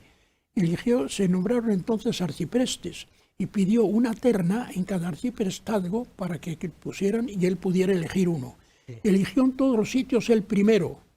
Algunos de ellos, los que habían estado en contra en el Consejo Presbiteral, no les tuvo en cuenta la oposición, les aceptó igual como arciprestes. Y después empezó a marchar todo, pues fantásticamente en todo. Pues todos esos acontecimientos que cuenta don Santiago forman parte un poco del imaginario diocesano. Todo esto que cuenta y testigos presenciales que todavía dicen tenías que haber estado allí para ver a la gente discutiendo acaloradamente y don Marcelo allí sin moverse, detrás de sus gafas, con aquella bufandita que tanto le gustaba a él, sin decir ni pío toda la reunión hasta el final. Tomando alguna nota. Tomando alguna nota, lo recuerdan perfectamente todos los que estaban. Y toda aquella especie de conmoción en los arciprestazgos para buscar nuevos consejeros, sobre si había que votar o no, si había que negarse en bloque, todo eso ya es un poco historia de nuestra diócesis de los años 70. ¿Cómo recuerdo los primeros años, don Santiago? ¿Visita pastoral? Sí. ¿Visitar pueblos? ¿Qué visitas recuerda usted? Eso era lo más admirable, por enseguida de don Marcelo. Bueno, aquí hay un grupo que sí, como si quieres, como un cerco, pero yo quiero saber qué profundidad tiene y qué tentáculos tienen estos grupos por un sitio y por otro. Visitar parroquias, hablar con la gente, sobre todo, él hablaba en la iglesia, y hablaba muy bien, y insistía en varias cosas. Primero, el seminario, que había que apoyar el seminario. Sí. A los niños y a los jóvenes que pensaran en la vocación, que vinieran al seminario. En la catequesis, que se formaran catequistas. Y el apostolado seglar, que había visto un apostolado seglar en Toledo fantástico, de hombres, mujeres, de jóvenes, en las parroquias, fantástico, unos conciliarios pues que fueron después, mayoría de ellos obispos, sí. Don Rafael Torija, don Antonio Dorado, don Gavino, don Ireneo, conciliarios que lo habían hecho, bueno, pero eso había quedado deshecho con la crisis de la acción católica. Pues hay que rehacerlo. Y entonces encontró primero para el seminario que la colaboración de los sacerdotes y seminaristas que vinieron de otras diócesis. En el apostolado seglar, pues contó con don José Rincón, que en paz descanse, que ha muerto hace año y medio, que venía trabajando desde joven. Pues se reinició otra vez con todo el entusiasmo, con una señora que se había incorporado después, bastante más joven, trabajando con las mujeres de Acción Católica, Inmaculada de Diego, que removió a todas las mujeres de la diócesis. Y en los jóvenes, con un cura joven que acababa de ordenarse, estaba de coadjutor en San Nicolás, y ese revolvió Roma con Santiago, Jerusalén con Constantinopla, recorrió todas las parroquias, y con grupos de jóvenes para arriba y para abajo. Y el año de la juventud, el año 1986, de todos estos grupos que había formado la diócesis, reunió en la catedral para un acto de proclamación de la fe a 4.000 jóvenes. Sí. Y ese sacerdote joven pues era muy conocido, y ahora es más conocido todavía en la diócesis, claro. Se llama Francisco Cerro, nuestro señor arzobispo, que al que envío pues un saludo y mis respetos. Y él todavía recuerda aquella petición de don Marcelo, quiero aquí... Sí, aquello fue fantástico. Todos los jóvenes que puedan. Vamos, de toda aquella promoción del laicado, de los sacerdotes, de los jóvenes, el año 1988 85, 20 años después de la clausura del Concilio Vaticano II, hay una reunión de obispos de de todo el mundo, el sínodo, que pide que para renovación de la Iglesia y reavivación del concilio se hagan sínodos en las diócesis. Entonces, don Marcelo, con todo este bagaje que tenía de sacerdotes, de seglares, Sí. de religiosos que están trabajando distintivamente, pues convoca en el Consejo Presbiteral, lo expone, lo comunica, el Consejo Presbiteral dice que adelante, y se convoca el sínodo diocesano. El año 82, me parece que fue en enero, febrero, pero no la intención de convocar un concilio, pero que antes se haga una mentalización en la diócesis de lo Sí. importante que tienen que colaborar todos. Y hay una colaboración excepcional en todas las parroquias, de todos los sacerdotes.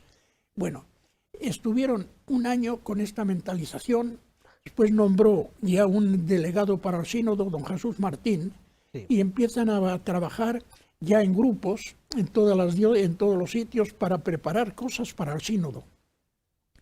Pero que se reunieron alrededor de 1.300 grupos en 189 parroquias y personas que colaboraron de una manera habitual, pero que fueron 14.000, pero de toda la diócesis. Y fue fantástico aquello. Después ya se convoca al sínodo oficialmente, participaron, pero que fueron 250 personas, de ellas 97 seglares elegidas entre los grupos que se habían formado. Los sacerdotes, unos era por el cargo que tenían en la diócesis, y la mayoría eran también por elección de los sacerdotes de los distintos arciprestazgos. Había un grupo pequeño que era de nombramiento directo del arzobispo. Y en la celebración del sínodo durante 2 años, aquello sí que fue una revolución. De los que éramos miembros del sínodo, nos traían fritos a reuniones para propuestas en revisión de los acuerdos, a ver cómo se redactaba, después una comisión redactora, después en reuniones parciales por cada 4 sesiones plenarias. Aquello era...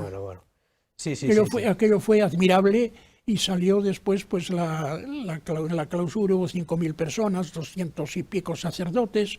En la catedral fue fantástico. El último domingo del mes de octubre del año 91, me parece que fue.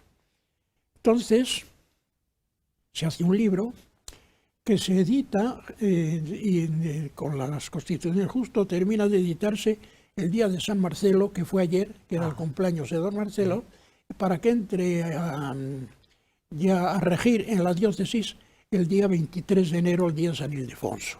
Sí. Y fue... el sínodo forma parte probablemente de las últimas cosas muy notables del pontificado.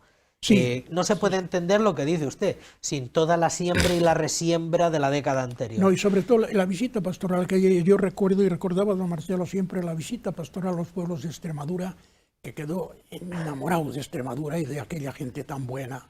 Sí. Tanto que cada año iba 2 veces, en mayo y al hablar a los sacerdotes, en septiembre a la fiesta de la Virgen, pero siempre aprovechaba para visitar algunos pueblos, porque decía, es que uno se encuentra tan a gusto con esta gente, y visitándoles, que estaba muy a gusto con esta gente de Extremadura tan buena y tan sencilla.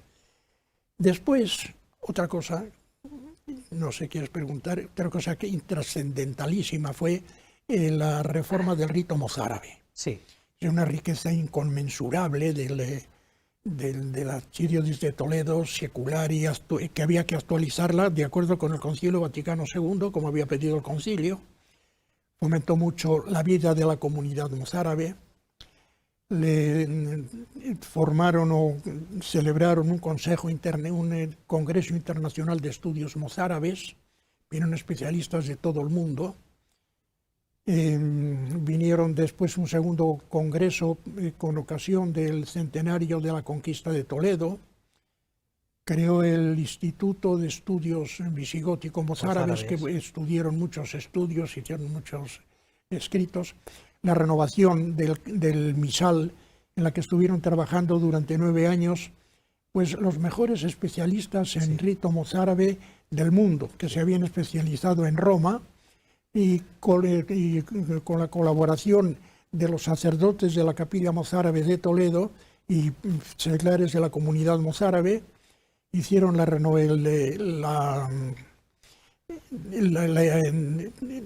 nuevo misal. Sí. Y el Papa quiso refrendar, se lo pidió don Marcelo, el Papa quiso refrendarlo diciendo el misa en el Vaticano el 27 de mayo del 1992, y allí concelebramos, pues fueron 130, 140 sacerdotes de Toledo, más otros 150 de Roma. Los seminaristas en bloque. Mil peregrinos de la diócesis, Sí, pero sí. fue fantástico. Fue fantástico. Eso ya digo, lo generacionalmente nosotros la última etapa la asociamos al sínodo y a la renovación del rito hispano-mozárabe que coloca a don Marcelo pues en ese panteón célebre de Cisneros, Lorenzana, don Marcelo, Sí. como los grandes sostenedores del rito. ¿Hasta qué punto fue importante la visita del Papa a España, don Santiago? ¿Marcó un antes y un después en el pontificado? Eso fue. Bueno, pues eso sí que se puede hacer. En Toledo muchísimas cosas importantes de historia y de arte, Sí. importantísimas. ¿Sí? Pero hay una cosa que no se había hecho, que era que un Papa viniera a Toledo. Ajá. Cuando el Papa va a venir a Toledo, invitado por la Conferencia Episcopal y el Rey, en la Conferencia Episcopal hace una lista de lugares, había hecho que quería visitar varias ciudades de España. Hacen una lista y no ponen a Toledo. Entonces don Marcelo insiste que tiene que estar Toledo porque está la diócesis primada, Claro. con toda la historia, con todo lo que ha hecho, con todo lo que es y todo lo que puede ser. Y que sí, que no. Y tenían una segunda reunión en mayo. Y resulta que cuando están ya un poco para cerrar el programa, es cuando ocurre ese acto criminal que pudo haber cambiado la historia de la Iglesia, que fue el atentado contra el Papa Pablo VI en la Plaza de Roma, en la sí, que sí. estuvo a punto de Sí, sí. morir, con lo cual se para todo lo del, Sí. viaje, se para ese proyecto de ciudades y Toledo sí o Sí. Toledo no. Bueno, el Papa se rehace, gracias a Dios. En noviembre va don Marcelo a ver al Papa, con el Papa San Juan Pablo II, con el que don Marcelo pues tenía mucha confianza desde antes de ser Papa. Y bueno, le dijo, vengo a pedir una cosa, y dijo, ¿qué me va a pedir don Marcelo? Y pues mire, vengo a pedirle que cuando vaya a España visite Toledo, la importancia de la diócesis de Toledo, visite el seminario con una proyección que tiene ahora, subiendo el número de alumnos y subiendo mucho el nivel intelectual y espiritual, con proyección hacia América, abierta hacia todo el mundo, y recibirá un impulso muy grande con su visita. Y visite también Guadalupe, porque Guadalupe está, diócesis de Toledo, en la parte de Extremadura, que es una región pobre, que ha sufrido mucho la emigración, con una gente encantadora, buenísima, con una proyección actualmente de devoción a la Virgen en toda comarca amplísima, y recibiría un impulso extraordinario todo con su visita. Si no visara Cataluña, además es una región que queda poco apartada de los grandes centros de influencia de Barcelona, Madrid, Sevilla, y con la visita de su santidad se reanimaría todo. Y el Papa iba apuntando y le dijo, señor cardenal, cuando el Papa vaya a España visitará Toledo, el seminario y Guadalupe. Veremos cómo lo organizamos. Dijo don Marcelo, bueno, cuando venga ya la próxima reunión de la Conferencia Episcopal, ya veremos lo que ponen. Cuando llegó el programa, dijeron, sí, pero el Papa quiere ir a estos sitios. Y así vino el Papa, y la recepción fue excepcional, excepcional. Esto recordarlo, y sí fue. Y antes de acabar, don Santiago, aunque sea un poco telegráficamente, no quería dejar de hablar un poco con usted del célebre caso Añoveros. Usted ha hablado mucho de eso. Y tiene muchos detalles. Pues nada, y recuerda telegráficamente. conversaciones dentro del vehículo. Sí, bueno. Y tiene todo. ¿Por qué es tan importante? Dentro de que fue un acontecimiento dentro de la historia de España, y que fue un acontecimiento pues muy singular dentro de lo que es la historia eclesiástica o del episcopado español. De la historia eclesiástica y de la historia de España. En el caso Añoveros fue el conflicto más grande que tenía el gobierno de España con la Santa Sede desde la guerra.